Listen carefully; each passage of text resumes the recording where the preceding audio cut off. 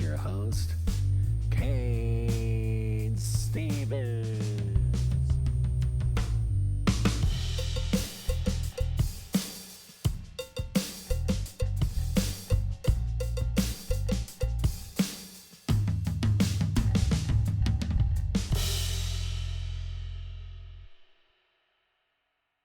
All right, everybody, welcome back to the Cain Stevens Super Show. I'm your super host once again, Cain Stevens, and yet again we have another super guest on our hands. She is a courageous lady, a great lady. I'm glad that she decided to talk to me about the things that have gone on in her life. She's an author. She's gone through some things in her life, and hopefully we'll talk about like the journey of her healing and all of that. But with that being said, let's bring on my super guest, Melissa B. Lombardo. Everybody, come on. Thank you very, very much. I am honored to be here, and I really appreciate you also taking me on as a guest as well. So thank you so much. Absolutely. The reason I do this, I do this for a lot of reasons. It's kind of like I've never really understood people my whole life. I like people. My wires get crossed. I don't understand their. I'm almost like a weird robot. Like I feel the empathy. You know what I mean? I feel their feelings, but I don't know how to like take it all in. Not saying that I'm like a big empath or anything, but I definitely feel things around people, and most times my wires get crossed. So I appreciate you for being along on my online journey to understand people. So what part of the planet are you coming from right now? I am coming from the United States hemisphere. I'm actually located in Connecticut right now. I've Nice. lived in different parts of the country before. I've lived abroad. I spent 17 years outside of the United States and just returned stateside a few years ago with my family. But I was in a country culture, everything very different from my own. So I've learned a lot about people as well. And it really resonates with me what you said about people, and because there's a lot of things that once you start observing and paying attention and opening your eyes, you can really feel what's not being spoken, and feel those things, or experience those things that maybe others won't pick up on. And I think a lot of that goes back to maybe reflecting and healing from my own trauma, in addition to traveling and just being inquisitive with the world around me. So I definitely agree. And sometimes I don't know if you feel the same way, but sometimes you might pick up on things and you don't actually know what to do with that stuff, that you might have picked up on. How do you do this? Or do you say something to somebody? Do you reach out to them, because you had this feeling about them? So I think it's been, for me, an interesting journey, just kind of coming into that, and I think I still am, but being able to act on the things that you feel that need to be said, even if it's to a stranger. Hey, okay, something seems a bit off, and you might not even know them, but just being able to use, I guess, those observations, like what you said. And so this is great that you're using this platform to be able to also learn about others, and also more about yourself and what you pick up on. Well, honestly, ever since I started this journey of doing podcasting, I I've really had the privilege of talking to so many people. It really has like shaped my opinion of people, and I start to learn more and more about, we're all just human beings trying to figure out why the heck we're here, right? Why this Hmm. happened to us, what we're doing next. We're all kind of like, if I were to meet you on the street right now, I would look at you and I would have no idea, right, that you've gone through some things. But you know what? You're a human being. We've all gone through some things, and you have found a way to channel that and to try to help people through healing. So, tell us a little bit more, because we talked about you being an author. Um, Hmm. you wrote a book, or you wrote books actually, right? Multiple books. How many do you have? Hmm. Yep, I wrote, well, my first book. So the disclaimer is that this will be a bit of a hard topic for some. Right. My first book is based on my own healing and thriving post sexual violence. I was assaulted when I was in my college years. The book is called Hurt, Healing, and Hope: Thriving Beyond Sexual Assault. And I wrote this book actually from journal entries post sexual assault many years ago. I was receiving services at a crisis center in the area where I lived at the time. And my counselor, she encouraged me to write. So I started writing in my journal to make sense of all the stuff that was going on in my mind. And I had immense hurt. I had a little bit, as time went on, I felt like I had a little bit of healing, and I kind of started to see that there was hope, that there was something, more outside of this experience, which at that time I identified myself only, as that, what had happened to me. And I wrote a manuscript without realizing I was writing a manuscript in my journal entries. Years passed, and I had a group of students during my master's degree program that helped vocalize some of these journal entries. And it wasn't until I started to travel and left my country, started a family somewhere else, abroad, that I knew that someday I would have to do something with this, but I wasn't ready to do that. I was the queen of blocking. I did so good, I didn't actually think I was blocking anymore. And it wasn't until I moved back to the United States that I was confronted with all these images and places that were familiar to me 20 years ago. And now here they are bringing back all this trauma. Right. And this was just a few years ago. And it was at that time where I decided that I'm going to need to heal from this, really heal for real. I made this conscious decision, not knowing where it was going to lead me. And at the time, I wasn't thinking that I would speak on podcasts. I I had this experience that happened to me, and that made me silent.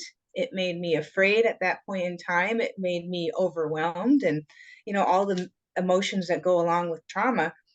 And to have thought that I might someday be sharing these things on podcasts was beyond anything I could have ever imagined.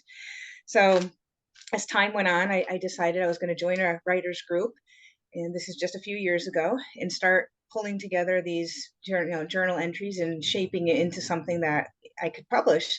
And I decided I would become a sexual assault crisis advocate. It took me 3 tries to do that. It was that emotional for me to even take that step. So just thinking about applying took a while to get to that asking for an application. And I finally went through the training. After the third time, I became a sexual assault crisis advocate here in the state of Connecticut, and I still do that to this day with a lot of people that find out what I'm writing about or find out I'm an author and they want to know, what is this you write about? And it just brings up conversations. And I found that through this work, which I received lots of signs that this was what I had to do, no matter how difficult. And through this work, I've been able to connect with people on levels that I didn't realize I would be able to connect with. And it's become something that I've been able to talk about at a restaurant with an elderly family member who was 90 something years old when she found out what I was writing about, and with a person that I don't know who just happens to walk by a book event that I might be at, saying, hey, you write about this happened to me. And all these conversations just get started. And somebody told me, oh, you should talk about this more, on podcasts and such. And I'm like, oh, I'm not gonna speak about any of this. Who wants to listen to me? And this is a hard topic. I had a lot I needed to get over within myself to be able to take this step. But here I am today because I realized that it's such a relevant topic, because trauma is trauma, and people want to connect with others, and want to heal from these hard things that happen to them and live their best life. And I want to support that. And I thought, how am I going to reach that one person that might be able to start healing or continue healing based on maybe a word or two that I say? I don't know. How do I find them? I have to speak out as much as I can to be able to find that person that might be able to improve their life because of something. And that could be me, it could be someone else, but in this case, maybe there's someone out there listening that says, hey, here's this girl that was on Cain Stevens Super Show, and she 20 years later is thriving. I want to start doing that too. I want to look for these steps. And so that's, I think, kind of been my mission in life. And it came to me in a few different ways. but it's very relevant that I keep going no matter what because of the relevance of the topic. Well, let's talk about, you said something that really struck me, and it's because I have known people throughout my life who've gone through traumas, who've gone through things like this. And something we talk about a lot is you said blocking. I think we call it masking from time to time, which would be a lot of the same things. It could be different though too, but let's talk about it a little bit. So when I say masking, I mean we may see you on the street and you might come into a room and you might have the biggest smile on your face, right? Like, Hmm. look like you're having the time of your life, and people are like, man, this is such a, breath of fresh air. This person is so happy all the time. But then a person like yourself could be living through this stuff and could go home, right? And then you take the mask off or you shut the button down, and you live with this stuff, and you have to, is that kind of what you're talking about with blocking? Is it the same thing as masking, or are you Hmm. physically blocking like your intrusive thoughts? Yeah, both. So that definitely. And I think also for me, also, in addition to what you said, blocking would mean that I'm fine. I don't have, I didn't go through anything more difficult than anything else. That's how the way that I used to internalize it is, oh, this could have been much worse. Or I would internalize it as, oh, these health problems I'm having are not anything related to the trauma that I faced, or having these intrusive thoughts that I would say, oh, just no, we're not thinking about this, we're not dealing with that, and just putting it so far away. And then yeah, being that person out in public where everything was great. I think I can equate the masking in a sense, to right now in the social media. We see these photos or friends or acquaintances on Facebook or on Instagram, and there's these beautiful pictures of food or these beautiful children. They're dressed so nice, and that doesn't show the picture of the person. But at the same time, there are those of us who will look at that saying their life is perfect, and oh, my life's not going so well, and so I'm not saying that's masking, but I kind of just thought about that when you were saying that. And it's just, maybe it's just new human nature. We see something that looks, and that everything's going so well, but we don't know what's going on the inside. Just like when I see a friend post something on Facebook, oh, she's doing great, and then I get together with her, and maybe that's not the case, Right. and I've had this happen actually with one particular person I'm thinking of. Everything looked great on the internet, and they were going, the person and her significant other were going on vacations and all these other things. And a month later, I'm getting a phone call that she's going to pieces because they're actually getting a divorce. So it was like you can't always look at it. And it's hard sometimes for us. We look at something and we make that judgment thought that, oh, that person's doing great, but it might not be the case. So I think it just kind of underscores that we never know what's going on inside someone. Right. I think I would underscore that. So yeah, I think my friends, for example, when I finally decided I was going to publish this book, and I even remember my husband saying to me, Melissa, this is something you never talk about. Nobody knows about this, and you're going to publish about it. And I said, yeah, I guess I am. He goes, you don't even talk about this with us. Yeah, I guess you're right. But it's that type of thing, it's not something that anyone would have imagined happened to me. I still actually, it's been 6 or 8 months since publishing, and I have people saying, oh, Melissa, I didn't realize this happened to you. And I thought to myself, no, you wouldn't have, because I never talked about it. And some people obviously knew it wasn't just something new. But man, extended family, for example, I had a relative say to me, I didn't realize that happened to you. And I said, well, you wouldn't have. I wasn't going to just go about telling it. It's only now that I'm sharing it now to the world. I had a book inauguration and I was very nervous before the book inauguration this past May. I invited family and friends, community members. I had people come that were my relatives. My mother was there. My godfather, who's probably listening to this podcast now, was also there. I had a cousin there who's a few years younger than me, friends of my mother as well who knew me since I was born. And here I am giving a inauguration, a speech, thanking people for attending my book launch, and looking around the room thinking, oh my gosh, these are people that changed my diapers. These are people that had no idea how are also, how are they feeling about knowing this about, about me. And in the end, that was one of the most impactful community healings that I think I've been witness to. I think there was a moment that everybody healed in some way. Everybody opened themselves in some way to let something into them. And everybody, when they left, they were family to each other. People stayed an hour longer. They were talking to each other. People were hugging each other, and people were just it was I don't know how to explain. It was just an amazing experience, and that was another indicator that yes, this is the direction I have to go in. And those people were all my family at that moment, whether they were unknowns or knowns, and that was the opening to everything that has come since then. Well, that must be the vindication to you that you're doing the right thing, like look at how you affected people in that way. And just by us talking here, I mean, this is why we do the podcast. This is why the podcast world is great, right? We didn't have this at our disposal. Like when I was in high school, we barely had the internet, right? Right. And so now we have this wonderful opportunity to be broadcasters, right? To broadcast to the world and talk to people about things that matter like this.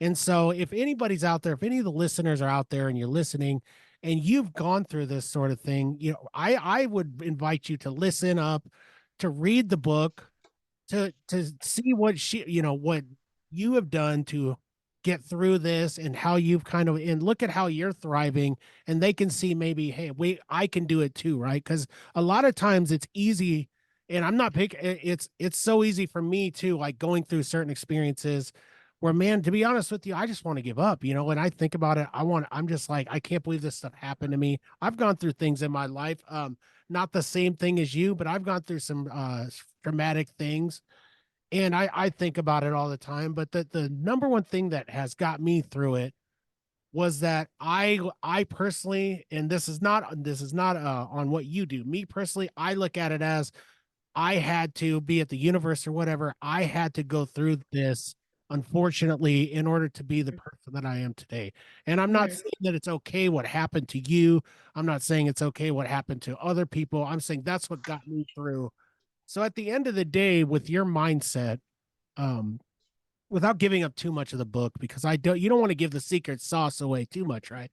But what what got you through the hardest of times? I mean, what kept you from giving up? Would you mind me asking that? I mean, is that as Oh simple? yeah, no, no, no, no. That's okay. When I had that particular trauma, I've had various traumas in my life, and I do agree with what you said about, it's not, I don't wish what happened to me or on you or anyone else, these types of trauma. However, have been able to over time, say that this is what got me to where I am in that sense, to be able to heal and thrive and look back. I feel that after the sexual assault, I got to the lowest of the low. I had nowhere else to go except for up. I was that far down into that well. Unbeknownst to anyone that cared about me, I put on a great face. Nobody really would have known except for the few friends that I shared with at the time. And during that time period, I have a friend who still is my friend today, would come to my home. And it was Saturday. I was renting, an apartment near the university I attended. And he would sit down in front of me at the kitchen table with his school books. And he would say, "Get your school books. We're going to do homework." So we both did our homework. He was sitting in front of me. I was doing my homework. If it was not for those Saturday homework sessions, I don't know if I would have been able to graduate school. So one of the things that got me through, at that point in time and still today are friendships and family connections. So that person did that. There was a couple that I knew, they were dating, they later got married. Wherever they went on a Friday night, because they also knew what had happened, they would pick me up. I didn't want to go, or I only wanted to wear sweatpants, but it didn't matter. I went with them. If they saw a movie, I saw a movie. And if they went to dinner, I went to dinner. If they went to get ice cream, I went to get ice cream. Wherever they went on a Friday night, I was also there. No matter what I felt, and they showed up for me, and they also forced me to go out. I mean, even though it was with them.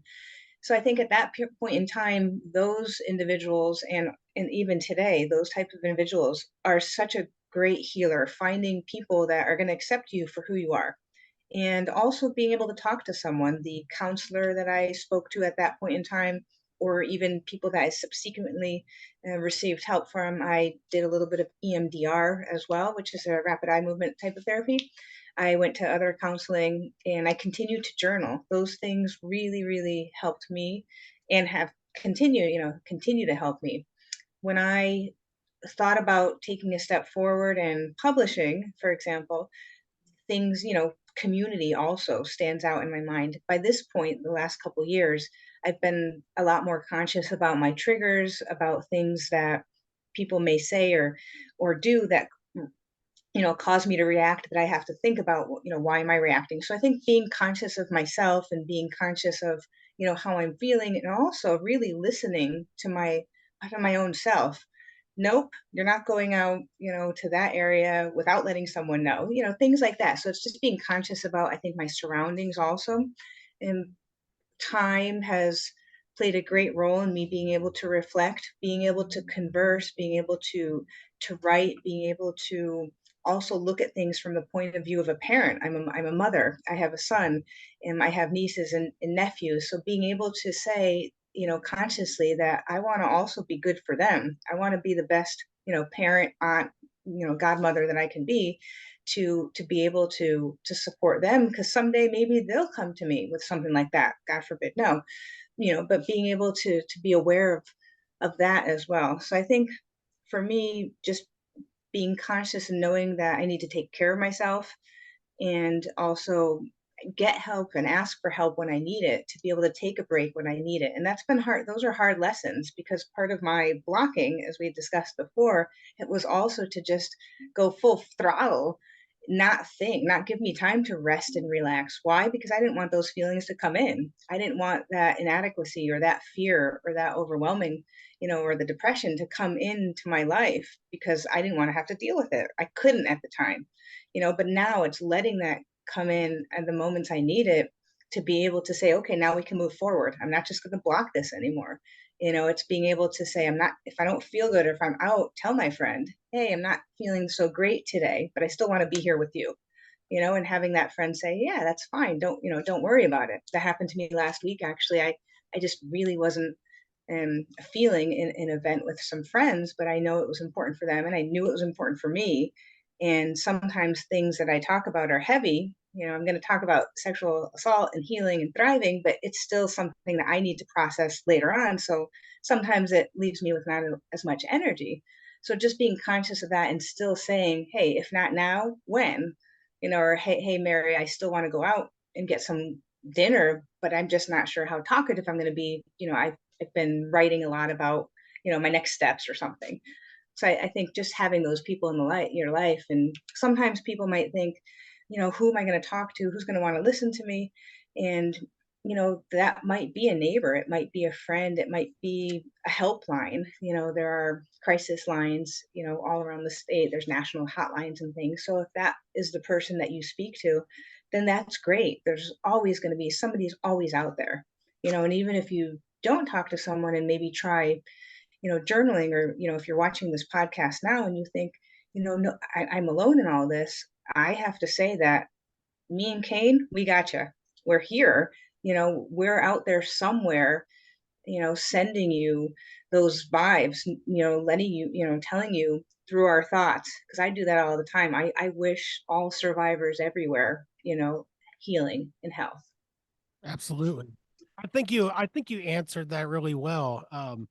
I like where you went with that. A heavy question that I want to ask you is this: is when a person goes through something that you've gone through, or when a person is a victim of something. A victim, I know, can be a tough word for people to take, but if, for lack of a better term, we'll use the word victim here.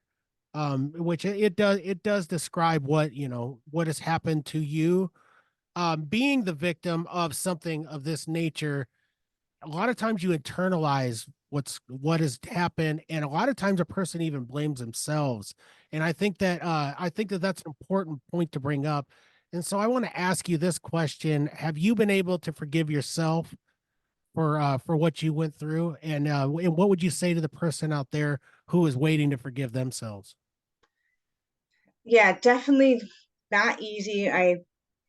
So for me, yes, I definitely blamed myself for so long. I obsessively thought about what could I have done different? How could the outcome have been different? What did I do to bring this upon myself? Every single debilitating thought went through my mind. For the first few months, I actually didn't tell anyone. I kept it, inside because I also felt shame. I also felt inadequate. I felt weak. I was threatened. So that was also a big reason why I didn't feel that I could speak out anything out loud because of the threats. And I went through every single scenario multiple times. I have what I call the movie reel in my head. I can still see it. I know exactly, what was happening in some respects, but at the same time, the movie reel also was a different scenario that I was physically there, but I was mentally also somewhere else in this movie reel. And that is what at that time I think kept me safe, which is also what later did turn into the blocking because I was blocking it out while it was happening to probably not remember, and that was keeping me safe at the time. At any rate, that's not the question that you asked. It was just an aside. But I went through all of these thoughts and they became debilitating over time. At that point in time, I definitely thought of myself as a victim. As time went on, I changed it over into a survivor because it could have had a very different outcome as well. And so I did survive. I survived this hard thing. So I think my thought process about it has changed. Now this is 20 years later. I see myself as a thriver and thriver in the sense that I've been able to move beyond that. I understand now that what this person did was not something that should have happened, but it was also about power and control. So it didn't matter what I was doing or where I was. In my case, I had not been drinking. It was actually a different scenario where I was doing everything, even at the time, to keep myself safe, but even that wasn't good enough because it still happened.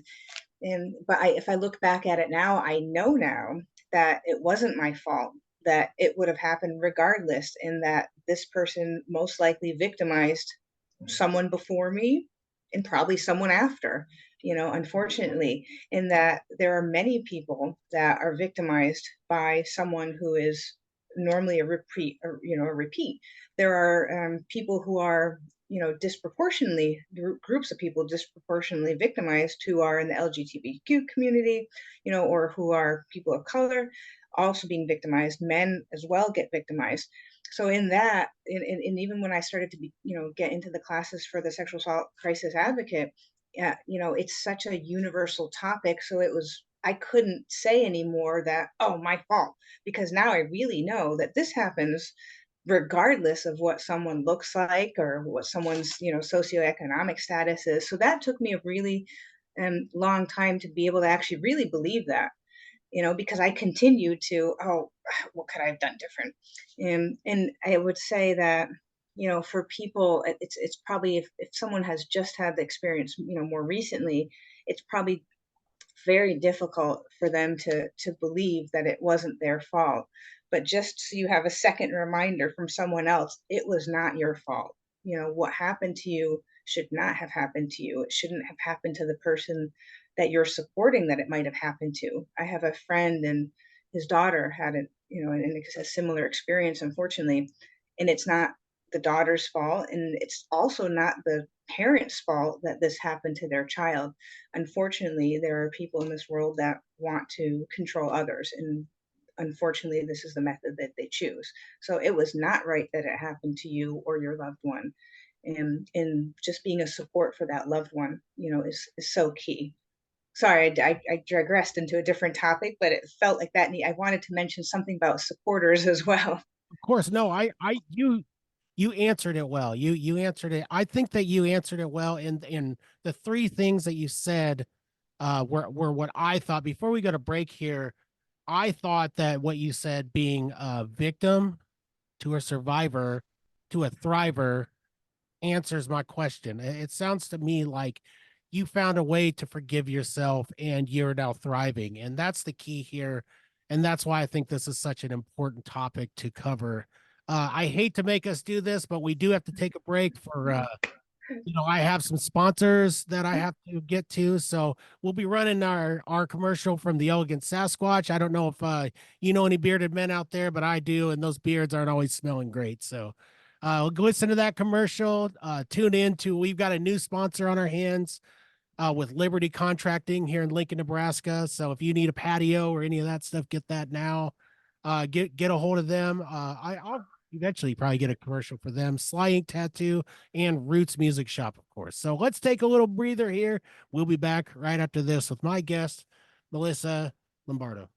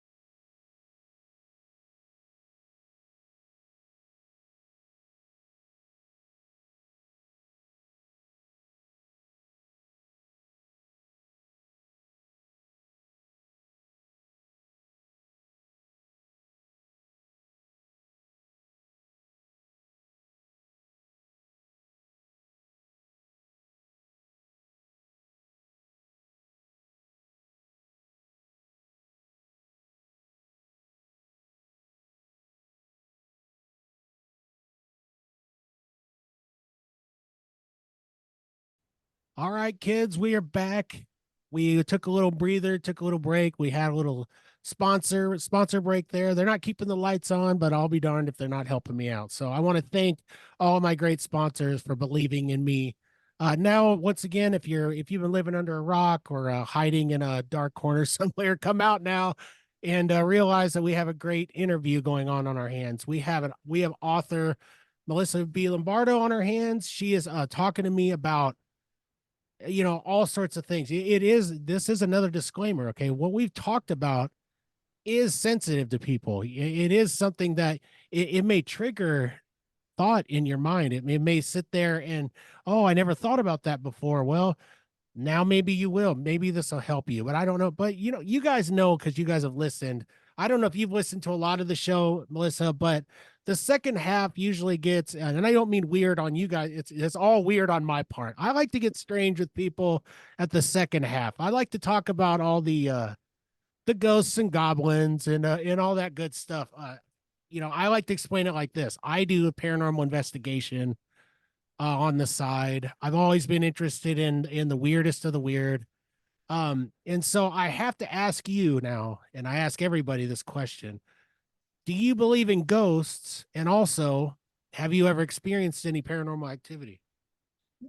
Yes, and yes. Okay. So, yeah, I have a story that came to mind just now of a little child that lived in our house when I lived abroad. So, I had mentioned in the beginning, the first part of the interview, that I lived abroad. So, the last for 17 years of my life, I lived somewhere else before I came back stateside. And I remember I was upstairs. It was so it's a two floors. There was two bedrooms, two bathrooms, a kitchen, living room downstairs, and then there was the bedroom, bathroom, balcony, and things upstairs in a sitting area. I was in the bathroom and I saw an elastic just, move. It was just this little small elastic. It could not, there was no way it could have moved on its own. And my husband is also very interested in the paranormal, and he sees things, feels things. So we're on a very similar wavelength. And I said to him, hey, did you look what just happened? He goes, what happened? So I told him, and he still always likes to find a logical explanation before he, feel like, okay, yeah, it is something, from the other side. And so he's giving me all these ideas of, was it this or was it this, asking me questions. So, we can make sure that that elastic really moved on its own. And I said, no, I said, it really did. There's no logical other, explanation. Suddenly, as if to agree with me, that elastic jumped from the counter next to the sink where you wash your hands. And it jumped up about 3 feet from its, it was not tied up. It wasn't in a ball. It was just a circular, piece of elastic. And it jumped up its 3 feet, which is not possible, even on a good day, if I threw it myself, because it was inert. And I said to him, I said, see, I told you it moved on its own. And he saw it too. So we thought after that that there was a boy. We used to have a lot of kids that would come in our house. I was, the aunt of all the whole entire neighborhood, and he was the uncle of the neighborhood. My son grew up as an only child, and these would be all his cousins and his friends. There was kids in the house all the time. So we really feel that there was other, ghost children that just used to hang out in our house because they liked to be with us. There would be kids that would be kids, not like physical children, that would be in the house. We would hear them laughing. They would be hiding behind the couch, or they would be on the other side of the refrigerator, and you would go and there's nobody there. So we had children in our house all the time, the ones that played with my son, the ones that were physical kids that actually did hide in the house because they didn't want to go home to their own house for dinner. And then we had all these other children that just hung out, that are, were in the house all the time, that weren't really, there as physical realm. So yeah, that's one of the experiences that first come to my mind. Did your son, I know kids kind of are in tune to that sort of thing. Did your son ever mention seeing anybody or seeing a child of any sort? Did your son ever talk about it?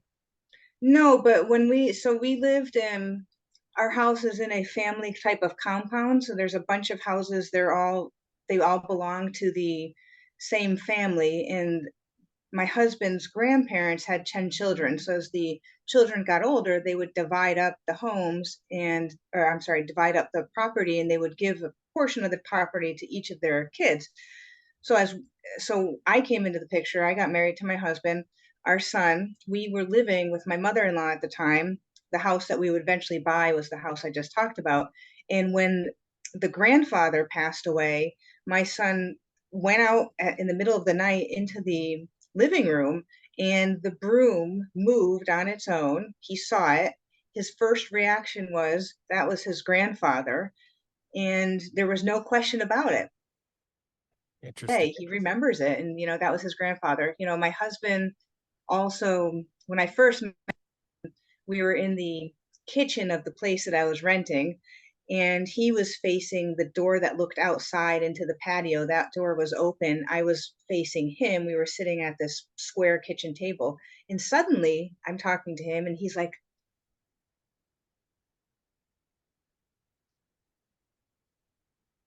and I looked at and I said, "What are you doing?" Because it had nothing to do with what I was saying. He didn't actually speak. He goes, "Oh, the guy that just went by, he asked if this was his house.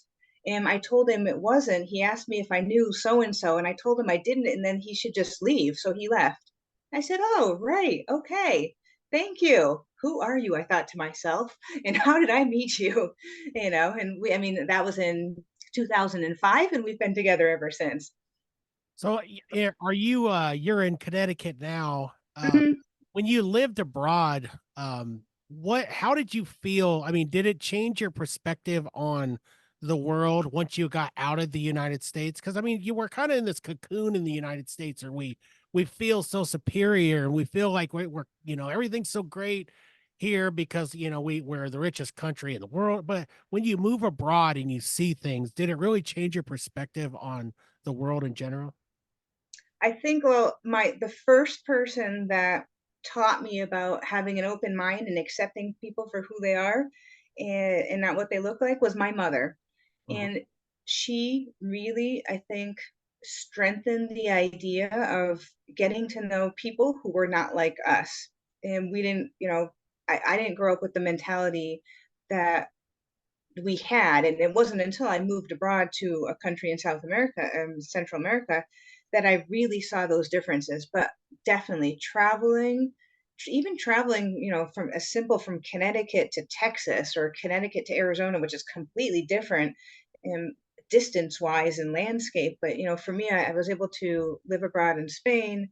I lived in New Mexico and I've worked with homeless and near homeless. Those things in my own country impacted me. It was really important for me to have these experiences with different populations in the United States before moving out of the country because I wanted to be able to know what it was like in my own country in these different segments of people.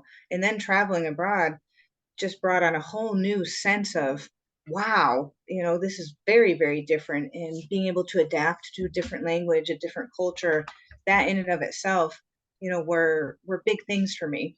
I moved abroad for a school internship. It was a 6-month internship, and I thought I would be there for 6 months and then I was going to come back to the United States. Well, that internship, they hired me on full time. In 6 months turned into 6 more months, and it turned into 6 more months, one more month, one more month. And that 6-month internship turned into almost 17 years of my life. And, so it was definitely something I would recommend to anyone. Maybe they don't want to do that, but travel outside of your comfort zone and experience, be open to whatever else it is. Be open to the paranormal, be open to that there are messages that from so many different ways.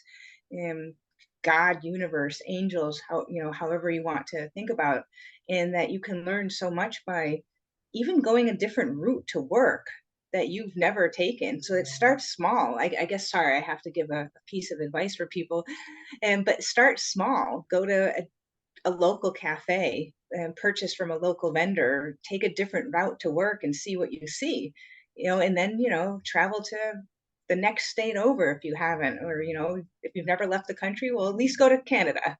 And, but I think you will never be disappointed for any of that. Yeah. Well, there's a lot of people who literally live their own lives in their little towns, right? They live in these towns, they never leave. They don't ever get out of their comfort zone, like you said, or their bubble. And that's a really dangerous thing. I mean, of course, finances do matter when it comes to trying to travel. Travel is not cheap and everything else, but Right. you can get out. I mean, like you said, go to the next town, or if you don't even get out of your house, go to the store, go to a cafe, do something, do anything to get out of your comfort zone so you can understand the world. I wonder to myself sometimes, like back in the civil rights movement and all of that type of thing going on.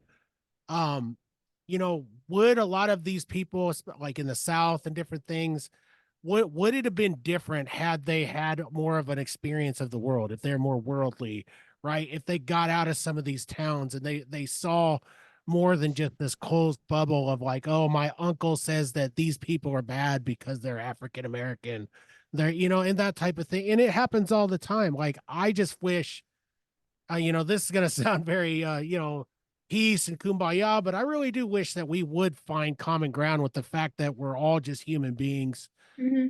We all have a want to be. I believe this. I don't know if it's true or not. I was reading a deal the other day on like Eastern philosophy, and they were talking about how there were two different theories in like ancient Chinese philosophy. One was that human beings will always be evil by nature, right? That was one.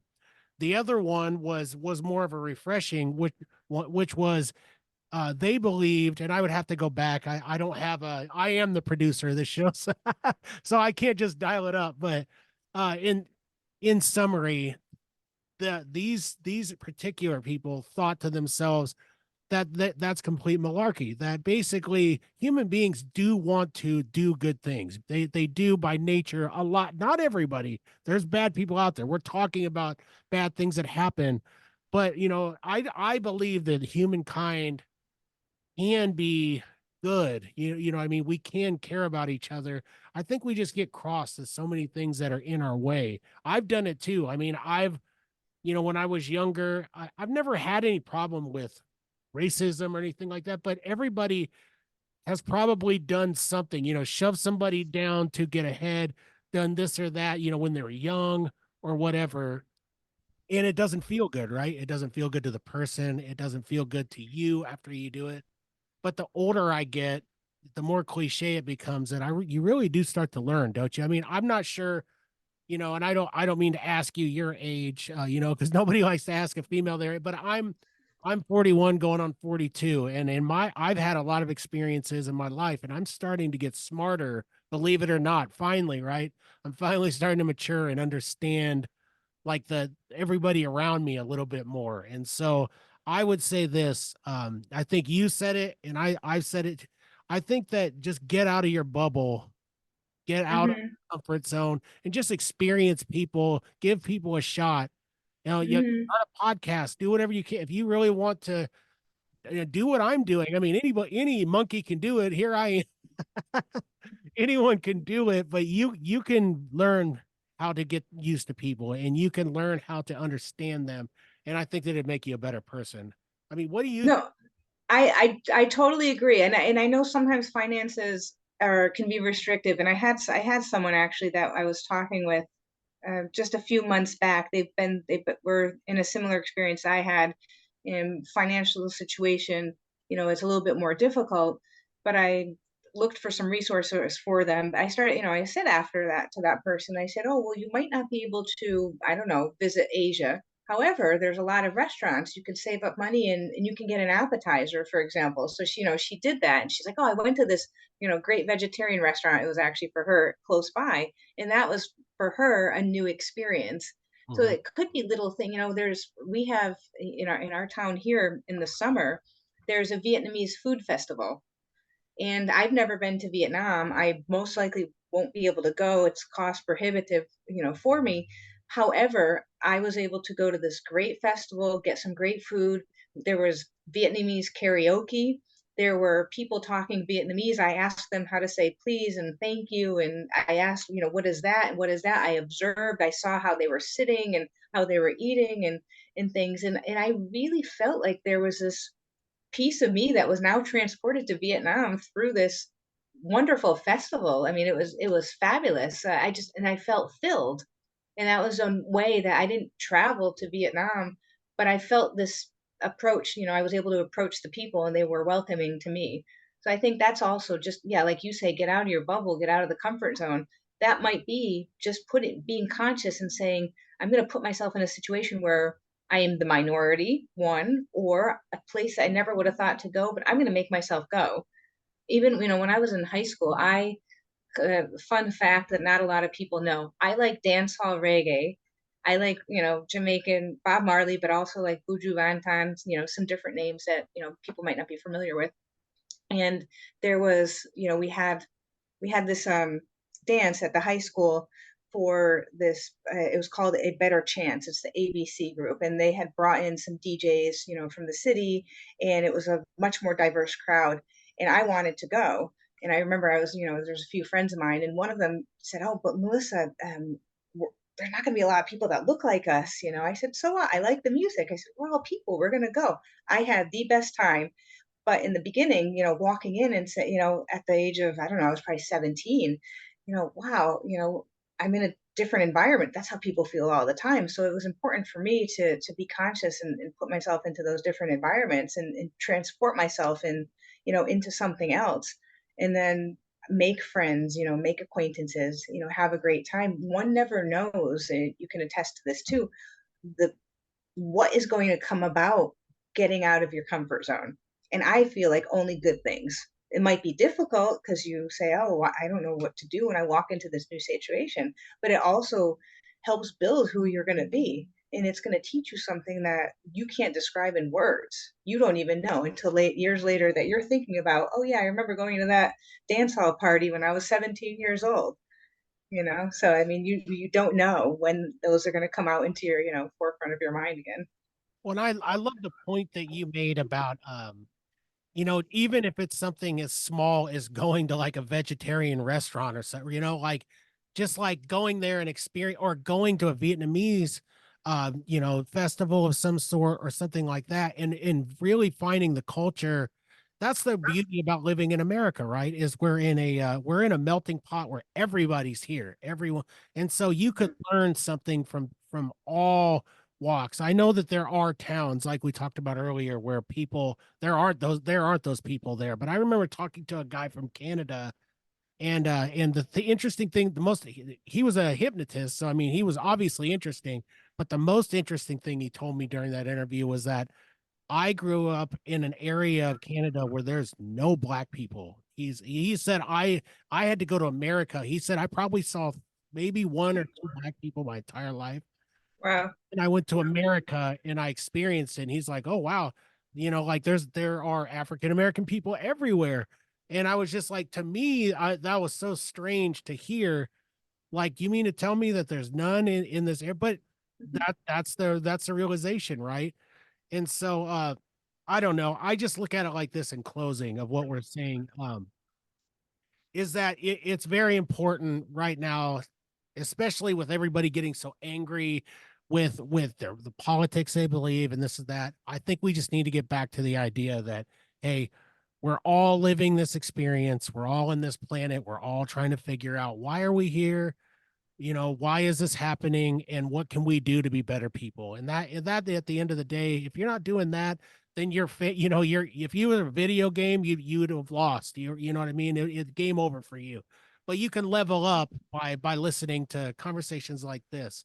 I know, Melissa, that we're running low on time. Everybody's time's important, and we are, everybody dry your eyes, but the show is coming to an end. But I have hope for you. I want you to, if you have time here, I want you to let everybody know where they can find your book, what you're trying to promote, where they can get a hold of you, and I'll give you the format now to do that.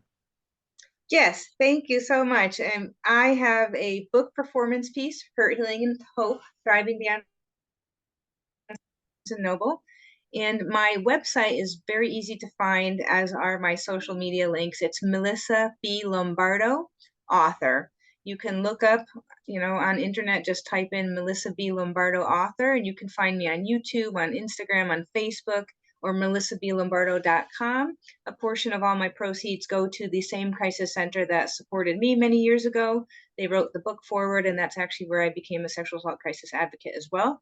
So it's very important for me that I get these copies out there, because it's not just helping someone begin to heal and thrive or help a supporter, it's also helping a crisis center that's going to be helping many other people as well. So, Melissa B. Lombardo, author, or Right Heal Thrive.